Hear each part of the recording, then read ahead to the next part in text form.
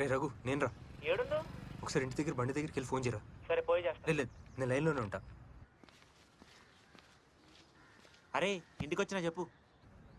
బండి సైడ్ పాకెట్లో ఏమీ లేకపోతే ఫోన్ కట్ చేయరా. ఏమైనా ఉంటే మాత్రం కట్ చేయకు. సరే. అరే ఒక పేపర్ ఉంది చదువు. ఫర్గివ్ మీ సూర్య, చాలా జరిగింది. ఆ రోజు నా చేతిలో ఏం లేకపోయింది.